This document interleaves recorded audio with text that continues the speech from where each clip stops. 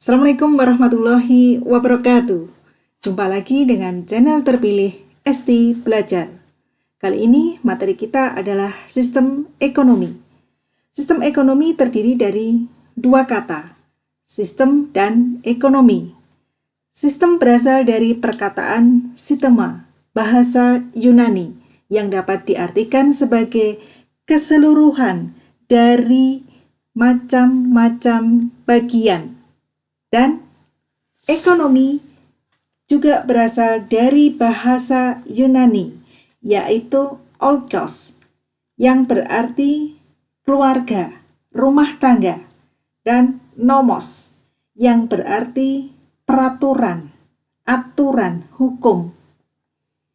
Maka, sistem ekonomi dapat diartikan sebagai suatu cara yang dilakukan oleh negara beserta aparaturnya untuk mengatur jalannya perekonomian negara tersebut dengan cara mengorganisasi seluruh aktivitas ekonomi, baik ekonomi rumah tangga negara maupun rumah tangga masyarakat atau swasta.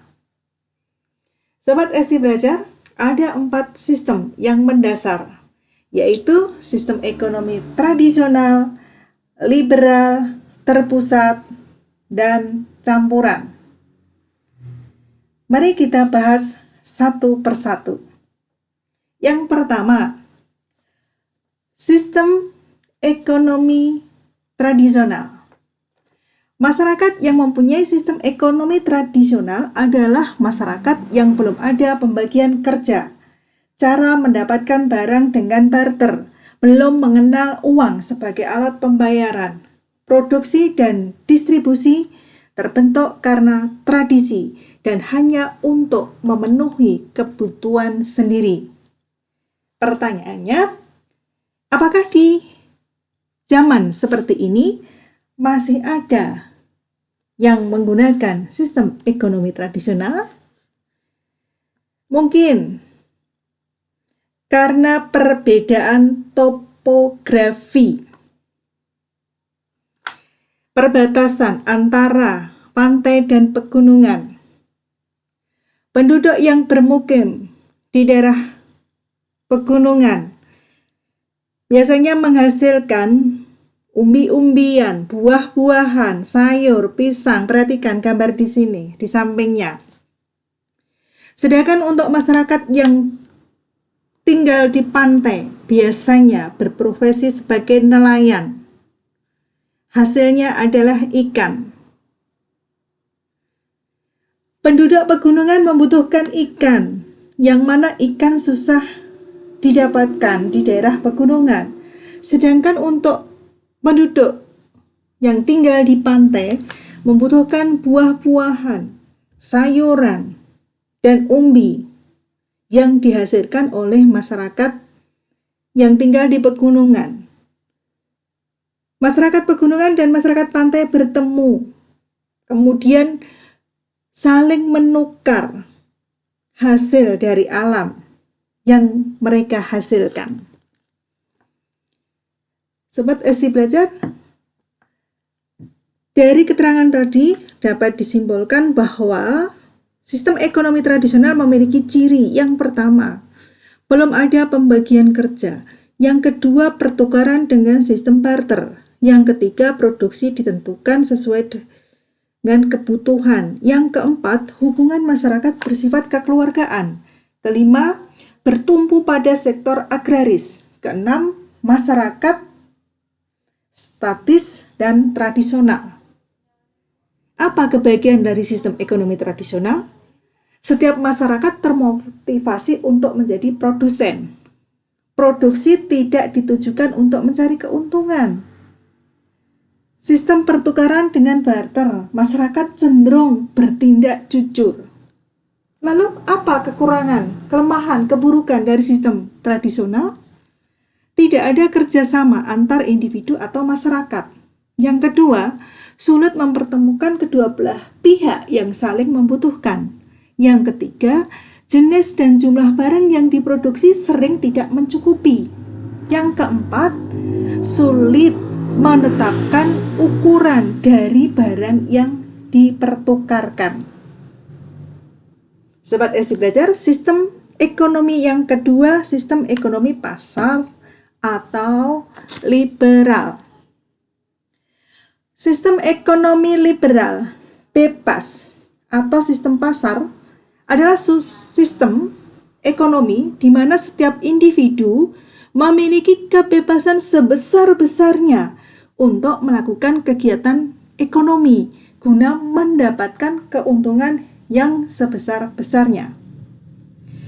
Sebenarnya tidak ada satupun negara di dunia yang menganut sistem ekonomi liberal secara penuh ataupun sistem ekonomi terpusat secara penuh.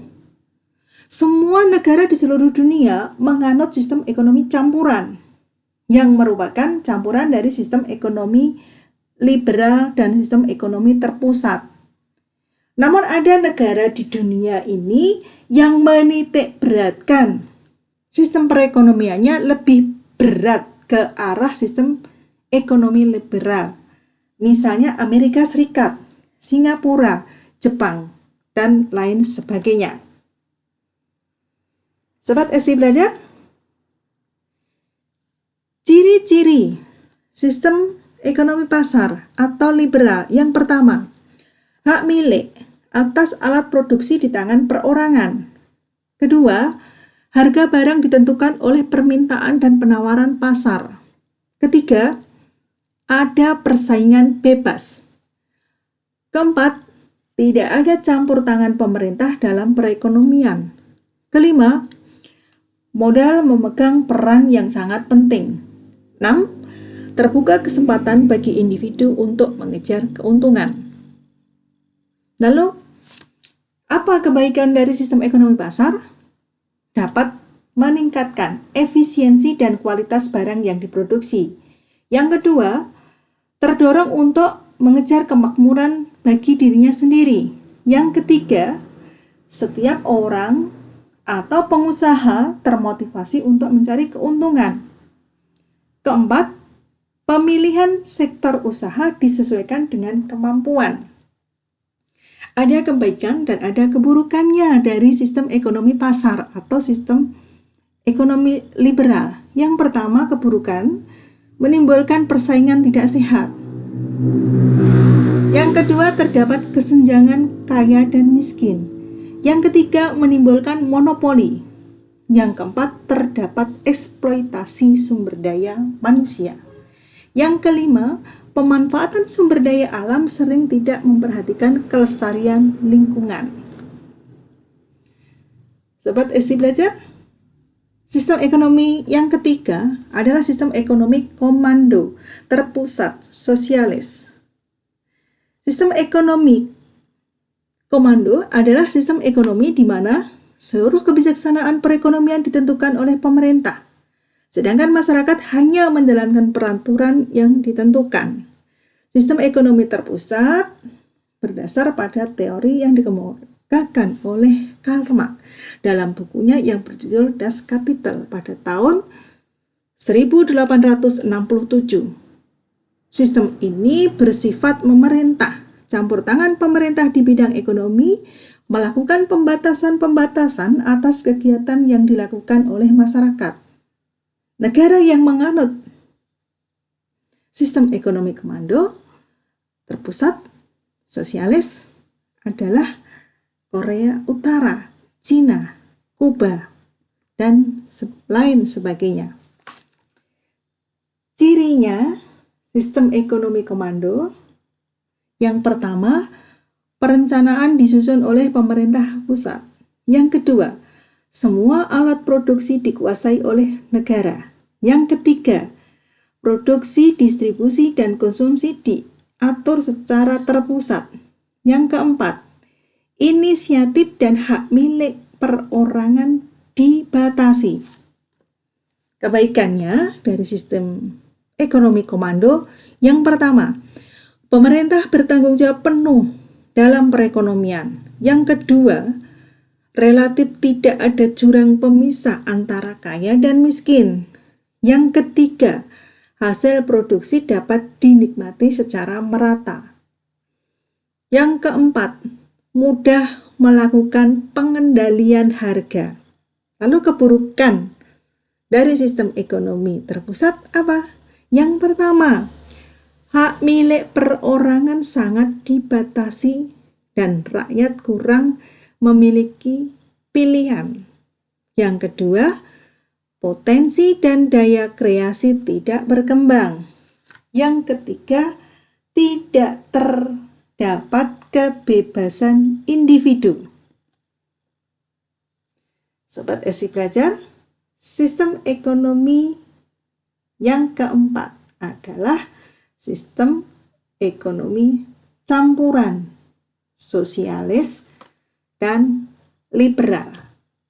Sistem ekonomi campuran merupakan perpaduan antara sistem liberal dan sistem sosialis yang mengambil garis tengah antara kebebasan dan pengendalian, yang juga berarti garis antara peran mutlak negara dan peran menonjol individu. Sobat ST Belajar, yang selanjutnya, apa sistem ekonomi Indonesia? Sistem ekonomi Indonesia berdasarkan Pancasila, Undang-Undang Dasar 1945, serta garis besar haluan negara, sehingga disebut sebagai sistem ekonomi berdasarkan demokrasi ekonomi Pancasila dengan bercirikan kekeluargaan, kerjasama, gotong royong, keadilan, dan kemandirian. Amatilah bahwa di masa ini di Indonesia berkembang ekonomi kerakyatan yang bertujuan untuk menumbuhkan kegiatan ekonomi rakyat, terutama yang termasuk dalam golongan ekonomi lemah. Pengusaha kecil dan menengah dilindungi oleh negara dan diberi stimulasi oleh negara dengan memberikan bantuan kepada pengusaha kecil dan menengah. Bahkan terdapat menteri yang membidangi usaha mikro, kecil, dan menengah atau yang disingkat dengan UMKM. Kegiatan ekonomi masyarakat Indonesia digambarkan dengan menggunakan sistem ekonomi yang berdasar demokrasi. Sobat SI Belajar, sampai di sini kebersamaan kita kali ini, semoga ada manfaatnya. Sampai jumpa lagi dengan video ST Belajar berikutnya. Subscribe, like, share, and comment ya. Terima kasih. Wassalamualaikum warahmatullahi wabarakatuh.